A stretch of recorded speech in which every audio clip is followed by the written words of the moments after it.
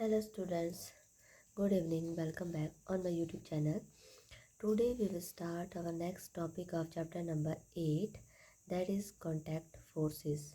Okay, last time हमने देखा था कि जो ऑब्जेक्ट है वो डिफरेंट सिचुएशन में, जैसे आप डिफरेंट फोर्सेस लगाते हैं, एक्शन जो है क्या होता है फोर्स का उनके ऊपर, ठीक है। जैसे आप पुश करते हो, पुल करते हो, तो कौन सा उसमें मूवमेंट होती है, ठीक है। तो ये हमने देखा था, जो डेली एक्टिविटीज़ में भी हम इसको देखते हैं। तो जो नेक्स्ट टॉपिक है that is the contact forces. Contact means किसी चीज़ को हम टच करते हैं। तो फोर्स जो है कब लगती है, जब कोई दो चीज़ें जो कांटेक्ट में आती है। तो फर्स्ट वन है मस्कुलर फोर्स। तो अब कांटेक्ट में आता है तो मतलब मस्कुलर फोर्स लगती है, मसल से आप जो है फोर्स लगाते हैं। तो चलो स्टार्ट करते हैं।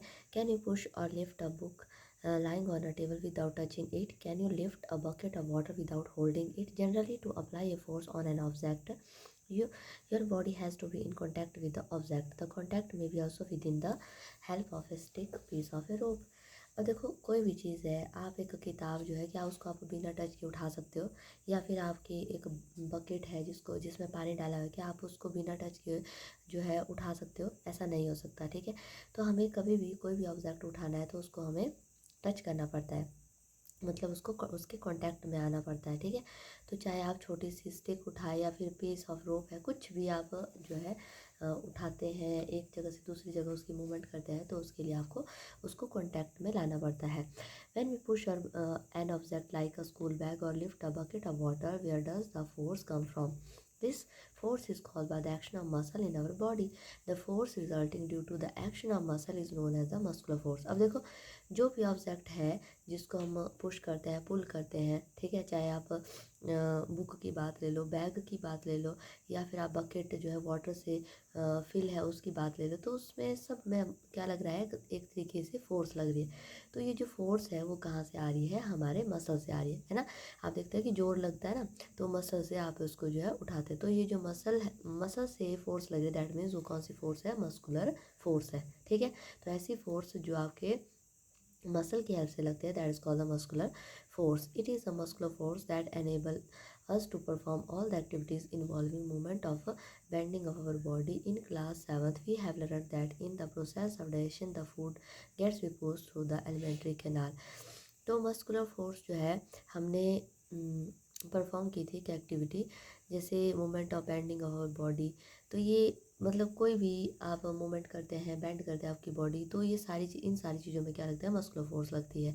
क्लास 7th में आपने पढ़ा होगा कि जो डाइजेशन है आपके फूड का, आपकी बॉडी में जो होता है ना, उसमें जो फूड है वो एलिमेंट्री कैनाल के थ्रू आगे जाता है, तो वो भी क्या है? मस्कुलर एक्शन की वजह से जाता है, ठीक है।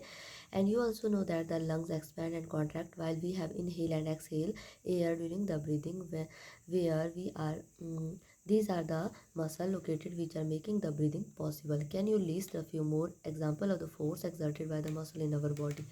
तो आप सांस लेते हो, ठीक है, इनहेल एक्सहेल करते हो, मतलब सांस छोड़ते हो, सांस लेते हो, और बहुत सारी एक्टिविटीज़ जो आप डेली लाइफ में करते हैं उसमें आपकी मसल की जो फोर्स है वो लगती है, ठीक है। तो आप बहुत सारी अदर एक्टिविटीज़ करते हैं जिनमें आप एग्जांपल बता सकते हैं, okay. Animals also make the use of muscular force to carry out their physical activities and other task. Animal like the bullock, horse, donkey and the camels are use to perform the various task for us. In performing this task they use the muscular force. तो जानवर भी ना muscular force को use करते हैं किसी भी heavy सामान को एक जगह से दूसरी जगह ले जाने के लिए। जैसे आप देखते हैं कि बैलगाड़ी होती है, तो उसमें भारी जितना भी लोड होता है उसको उठाने के लिए, जो कार्ट है उसको पुल करने के लिए बैलों का जो है मस्कुलर फोर्स लगती है। डोंकी होते हैं, उनका भी इसलिए यूज़ किया जाता है। तो वो सारे एनिमल्स जो है क्या करते हैं? मस्कुलर फोर्स लगाते हैं. Since the muscular force can be applied only when it is contact with an object, it is called the contact force. तो मस्कुलर फोर्स हमेशा तभी अप्लाई होती है जब कोई ऑब्जेक्ट कॉन्टैक्ट में होता है. अगर कॉन्टैक्ट में नहीं होगा तो मस्कुलर फोर्स नहीं लगेगी. There is the other type of the contact forces. Let us found out. तो और कौन कौन से टाइप के कॉन्टैक्ट फोर्सेस है तो इसके बारे में देखते हैं. फ्रिक्शन तो आपने पीछे पढ़ा भी होगा. फ्रिक्शन मीन्स घर्षण. तो आपने फ्रिक्शन का देखा होगा कि फ्रिक्शन तब लगती है जब दो ऑब्जेक्ट जो है कॉन्टैक्ट में आता है ना. तो कॉन्टैक्ट में आने का मतलब है दोनों एक दूसरे के साथ होने चाहिए तभी फ्रिक्शन लगेगी, ठीक है. Recall some of your experiences. A ball rolling along the ground gradually slow down and finally come to rest. When we stop paddling a bicycle, it gradually slow down and finally come to stop. A car or a scooter also come to rest once its engine is switched off. Similarly, a boat come to rest if we stop rowing it. And can you add some more such experiences? तो आप देखो, ball है जो role करती है ground के ऊपर, कुछ देर तक वो दौड़ती रहती है, फिर वो एकदम से स्टॉप हो जाती है।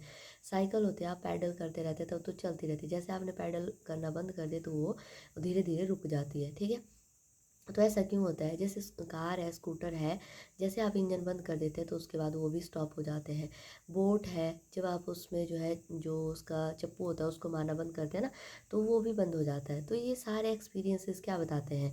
इन all this situation no force appear to be acting on the object yet their speed gradually decreases and they come to rest after some time. तो इन सारी सिचुएशन में देखो क्या हो रहा है कि कोई एक स्पेसिफिक फोर्स नहीं लग रही है उस ऑब्जेक्ट को कंट्रोल करने के लिए। मतलब पहले जब आपने उसको आगे की तरफ बढ़ाया, जब वो चल रहा था तब तो आप उसमें फोर्स लगा रहे थे किसी ना किसी तरीके से। पर जैसे जैसे वो स्टॉप, मतलब आपने फोर्स हटा दी, फोर्स एकदम से बंद कर दी, तो वो जो ऑब्जेक्ट है वो धीरे धीरे चलना बंद हो गया, उसकी जो स्पीड थी वो धीरे धीरे कम हो गई। ऐसा क्यों हुआ? What causes a change in the state of motion? Could some force be acting on them? क्या उनके ऊपर कोई फोर्स लग रही थी? हमारे जैसे ही हमारा एक्शन था उसको हमने बंद कर दिया, तो उसके बाद उस जो ऑब्जेक्ट था उसने अपनी स्पीड डिक्रीज़ कर दी। क्या उनके ऊपर कोई अदर फोर्स लग रही थी जो हमारे को दिखाई नहीं दे रही थी?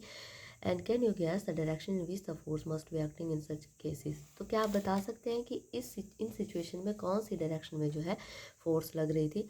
The force responsible for changing the state of motion of an object in this example is the force of friction.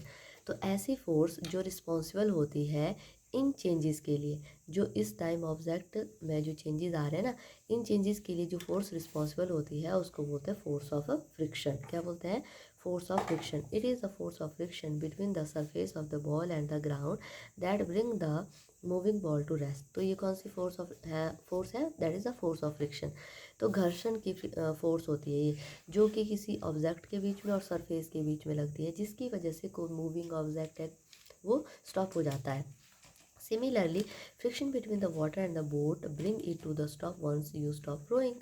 तो उसी तरीके से जो बोट होती है वो भी धीरे धीरे जो है रुकना शुरू हो जाती है अगर आपने उसका जो रो है उसको बंद कर दिया चलाना। ठीक है, चप्पू जो है ना, जैसे उसने आपको बंद कर दिया उसको चलाना, तो वो भी स्टॉप हो जाती है। The force of friction always act on the all the moving object and its direction is always opposite to the direction of motion. तो देखो, फोर्स ऑफ फ्रिक्शन हमेशा कहाँ लगती है? जिस तरफ का ऑब्जेक्ट जा रहा है उसके अपोजिट डायरेक्शन में लगती है हमेशा। ठीक है, और ये जो अपोजिट डायरेक्शन में लगती है और हमेशा ये मूविंग ऑब्जेक्ट में लगती है। रुकी हुई जो ऑब्जेक्ट है ना उसमें ये जो है नहीं लगते। फोर्स ऑफ फ्रिक्शन जो है बेसिकली कहाँ लगती है? जो आपका ऑब्जेक्ट है जब वो मूव कर रहा होता है। Since the force of friction arises due to the contact between the surfaces, it is also example of contact force. You will be learn more about this force in chapter 9.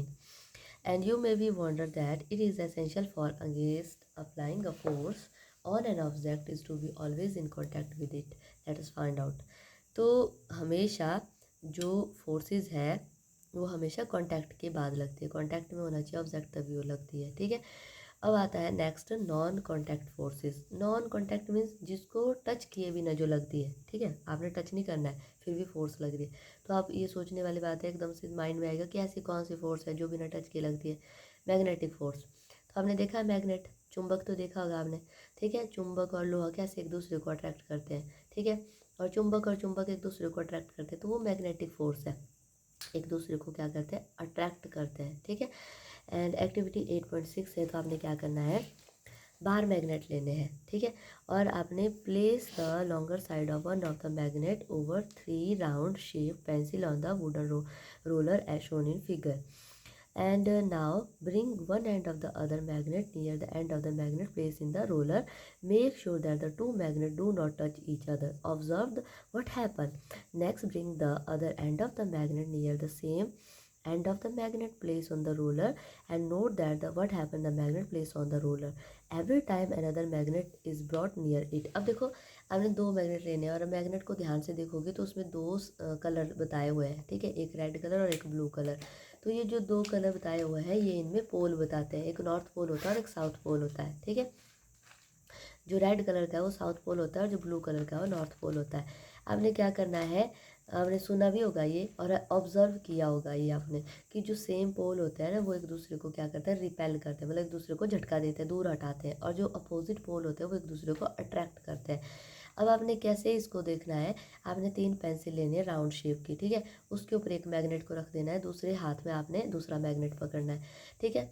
फिर आपने जो है मतलब different colour एक दूसरे के पास लाने और ऐसा ध्यान रखना है कि ये एक दूसरे को टच ना करे। और जैसे आप इनको थोड़े पास लाओगे तो आप फील करोगे इनके बीच में अट्रैक्शन, ठीक है। तो यहाँ पर आपको फील होगा अट्रैक्शन और इसकी वजह से आप देखोगे कि जो आपकी पेंसिल है वो रोल करती हुई आपकी तरफ आती जाएगी।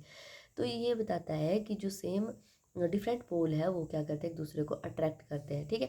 और दूसरी कंडीशन में आपने क्या करना है, सेम पोल को एक दूसरे के नज़दीक लाना है। तो आप देखोगे जो पेंसिल है और मैग्नेट है वो दूर जाता जाएगा, ठीक है, मतलब जो सेम पोल होते हैं वो एक दूसरे को रिपेल करते हैं, ठीक है। तो ये इससे श्योर होता है। नेक्स्ट है, does the magnet on the roller begun to move when the other magnet is brought near it? Does it always move in the direction of the approaching magnet?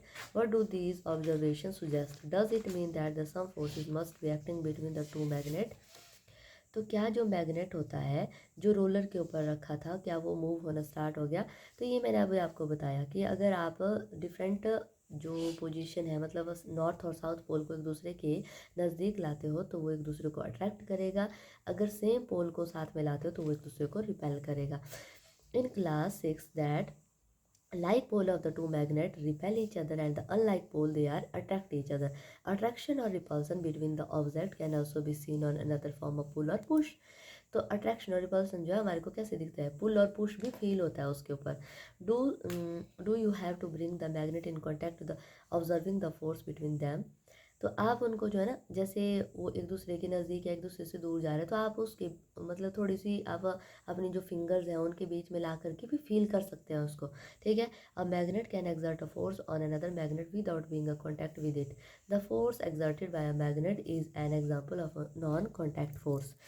तो एक मैग्नेट के through जो दूसरे magnet के ऊपर force लगती है तो उसको बोलते हैं नॉन कॉन्टैक्ट फोर्स, ठीक है, बिना टच किए वो फोर्स लग रही है। Similarly the force exerted by a magnet on the piece of iron is also a non contact force. तो इसी तरीके से तो एक मैग्नेट जो है आयरन के पीस के ऊपर जो फोर्स लगाता है वो भी कैसी फोर्स है, नॉन कॉन्टैक्ट फोर्स है, ठीक है। तो एक आता है नेक्स्ट इलेक्ट्रोस्टैटिक फोर्स। अब इलेक्ट्रोस्टैटिक फोर्स क्या होता है, इलेक्ट्रोस्टैटिक फोर्स एक्टिविटी 8.7। आपने क्या करना है, एक प्लास्टिक स्ट्रॉ लेनी है, cut it into the nearly 2 equal pieces. अब 2 पीसेज में आपको इसको बराबर कट करना है। Suspend one other piece from the edges of a table with the help of a piece of thread. Now hold the other piece of the straw in other your hand and rub it free end with a sheet of paper. Bring the rubbed end of the straw near the suspended straw. Make sure that the two pieces do not touch each other. What do you observe? अब देखो क्या करना है, आपने बराबर हिस्सों में काट लिया ना, फिर आपने टेबल के एज के साथ उसको बांध देना है। अब आपने जो एक स्ट्रॉ ली है उसका एक एंड को आपने पेपर के साथ रब करना है, पेपर शीट के साथ रब करना है, ठीक है। फिर आपने जो है उसको जो लटकी हुई जो स्ट्रॉ थी उसके नज़दीक लाने की कोशिश करनी है। तो आप इसी तरीके की जो है एक्टिविटी देखोगे। Next, rub the free end of the suspended piece of straw with the help of sheet. और फिर अब आपने क्या करना है, जो लटक रहा है आपका जो स्ट्रॉ उसको आपने रब करना है। Again bring the piece of straw what rubbed with the earlier end paper near the free end of the suspended straw. What do you observe now. तो अब क्या देखते हो, a straw is said to be have acquired the electrostatic charge after it has been be rubbed with the sheet of paper. तो जब आप एक straw को रब करते हो तो जैसे आपने पेपर शीट और पेपर के साथ उसको रब किया तो उसके अंदर जो है इलेक्ट्रोस्टैटिक चार्ज आए, मतलब कुछ इलेक्ट्रॉनिक चार्ज आए, तो हमारे को दिखाई तो नहीं देते हैं पर उसमें चार्जेस आते हैं। Such straw is example of charge body. तो उस टाइम आपकी जो बॉडी मतलब जो आपके पास स्ट्रॉ है वो एक चार्ज बॉडी में कन्वर्ट हो जाता है। The force exerted by a charge body on another charge और uncharge body is known as electrostatic force. तो ऐसी फोर्स जो एक चार्ज और अनचार्ज बॉडी के बीच में लगती है, that is called the electrostatic force. This force come into play even when the bodies are not in contact. The electrostatic force therefore is another example of non contact force. You will be learn more about the electric charges in chapter 12। तो इससे हमें पता चल गया कि जब हमने एक ऑब्जेक्ट को शीट के साथ, पेपर ऑफ शीट के साथ आपने रब किया तो उसके ऊपर चार्जेस डिवॉल्व होते हैं। इसको आप एक और एक्टिविटीज़ के साथ भी कर सकते हो। अगर आपके पास स्केल है, ठीक है, प्लास्टिक जो स्केल है उसको आपने अपने बालों के साथ रब करना है, ठीक है। फिर आपने नीचे जो है छोटे छोटे कागज़ के पीसीस को जो है क्या करना है, कट करना है। और आप देखोगे कि जो आपका जो स्केल है वो उन कागज़ के पीसीस को अट्रैक्ट करता है, ठीक है। तो ऐसा क्यों होता है? क्योंकि जो आपके प्लास्टिक का जो स्केल है उसमें चार्जेस डिवॉल्व होते हैं, ठीक है। तो वो शो करता है कि इसके बीच में क्या आ रहा है, इलेक्ट्रोस्टैटिक फोर्स डिवॉल्व हो रही है, ठीक है। नेक्स्ट है ग्रेविटेशनल फोर्स। तो ग्रेविटेशनल फोर्स जो है ये हमारे को दिखाई नहीं देती है, पर ये हम सब के ऊपर जो है कंटिन्यूसली लगती रहती है। ग्रेविटेशनल फोर्स जो है, ग्रेविटी मतलब जो अर्थ की फोर्स है वो है gravitational force. You know that a coin or a pen fall on the ground when it is slip off your hand. Leave this, the fruit also fall to the ground. And when they are be detached from the plant, you have ever be wondered why it is so. When the coin is held in your hand, it is in the rest. As soon as it is released, it is begun to move downward. It is clear that the state of motion of a coin undergoes a change. Can this happen without the force acting on it? अब देखो, जैसे pen है या फिर coin है, जैसे आपके हाथ से वो स्लिप करता है तो वो एकदम से नीचे की तरफ जाता है, कभी ऊपर की तरफ नहीं जाता है, ठीक है। जैसे आपके हाथ में कोई पेन है, कॉइन है, तो वो रेस्ट पोजीशन के ऊपर होता है। जैसे ही वो नीचे की तरफ जाता है तो वो मोशन में आ जाता है, ठीक है। तो आप उस मतलब बता सकते हैं कि उसमें कौन सी ऐसी फोर्स लग रही है जिसकी वजह से वो नीचे की तरफ ही जा रहा है। ऑब्जेक्ट और the things fall downward the earth because it pools them. तो ये ऐसा क्यों होता है? क्योंकि ये उनको खींचती है। अर्थ जो है किसी भी ऑब्जेक्ट को नीचे की तरफ खींचती है। This force is called the force of gravity और जस्ट ग्रेविटी। तो इसको क्या बोलते हैं? फोर्स ऑफ ग्रेविटी या फिर जस्ट ग्रेविटी भी बोलते हैं। This is an attractive force. The force of gravity act on all the object and the force of gravity act on all of us all the time and over being aware of it. तो ये सब के ऊपर लगती है, object हो, कितनी भी चीज़ें हैं, सब के ऊपर लगती है। अगर ग्रेविटेशनल फोर्स नहीं होगी ना तो ये सारी चीज़ें उड़ने लगेगी हवा में, ठीक है। हमें इसका पता हो ना पता हो फिर भी हमारे ऊपर ये लगती रहती है, ठीक है। Water began to flow toward the ground as soon as we open a cap, और water in river flow downward due to the force of gravity। तो water जो है ना, नल का कभी भी आप ओपन करते तो पानी नीचे की तरफ ही जाता है, ठीक है। तो वो जो है टैप जब ओपन करते तो नीचे की तरफ जाता है, तो क्यों होता है? ड्यू टू द ग्रेविटी, ठीक है, force of gravity. Gravity is not a property of the earth alone. It in fact every object in the universe, whether small or large, exert a force on every other object. This force is known as the gravitational force।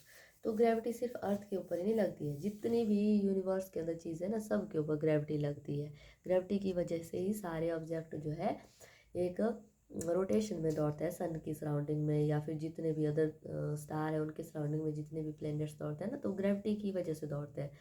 अगर gravity नहीं होगी तो एक दूसरे से टकरा जाएंगे, मतलब एक तरीके से वो आपके लटके रहेंगे, ठीक है। उनमें कोई स्टेबिलिटी नहीं होगी, तो ग्रेविटेशनल फोर्स का होना बहुत ज़रूरी है। तो नेक्स्ट टॉपिक है प्रेशर, इसको हम नेक्स्ट क्लास में करेंगे। Thank you so much.